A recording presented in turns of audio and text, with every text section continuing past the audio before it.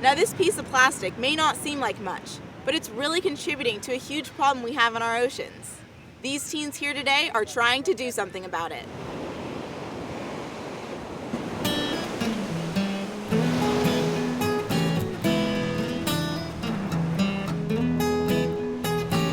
It's a beautiful Sunday morning along the Santa Cruz Beach boardwalk, but these teens are not here to enjoy some fun in the sun.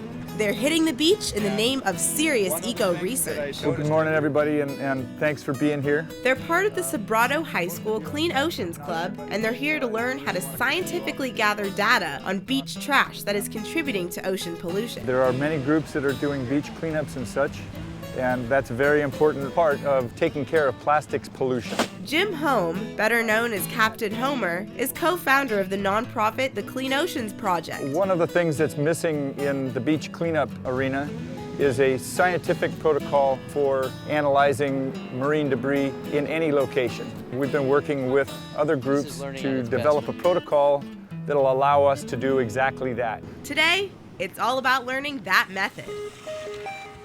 The first thing we're going to do is take an arbitrary start point, and we'll peel tape 100 meters along the length of the beach. Then they lay a transect tape at specific intervals.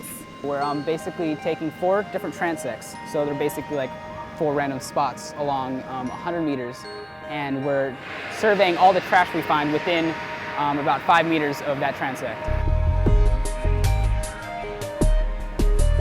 We're just going up and along and recording what we find as far as trash and any man-made items that we can see, and then we record it, and that's what we do our research on. What is it? It's pieces of styrofoam. Sean Anderson is the Sobrato High School Clean Oceans Club president. What that'll tell us is how accurate these surveys are, and if they are accurate, we can apply it to the whole beach. Melissa Nepomuceno says no piece is too small to count. So what have you found there? So we've been finding a lot of cigarette butts all throughout the beach, and I guess a little toy ring, and just little other pieces of debris, just styrofoam and some plastics. There's a piece of plastic, anything close to like foam, pieces of wood that were man-made, wrappers, Band-Aids, and cigarettes. It's important to know what our impacts are having on cleanup efforts. The only way you know that is by starting off knowing what the baseline is. How are things now?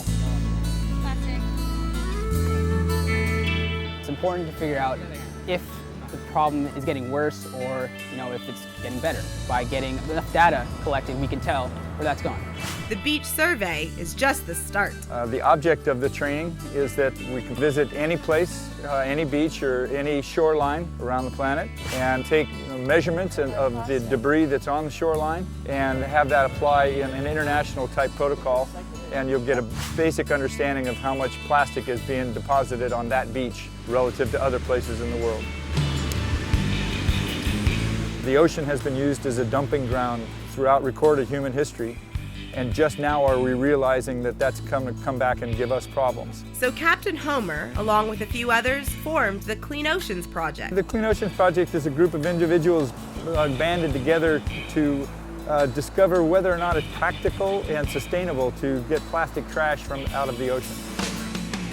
At the top of the list, single-use water bottles, grocery bags, and other plastic trash directly responsible for killing up to 1 million seabirds, 100,000 sea mammals, and countless fish every year throughout the world. Plastic pollution is definitely a global problem, and it got here from you and me.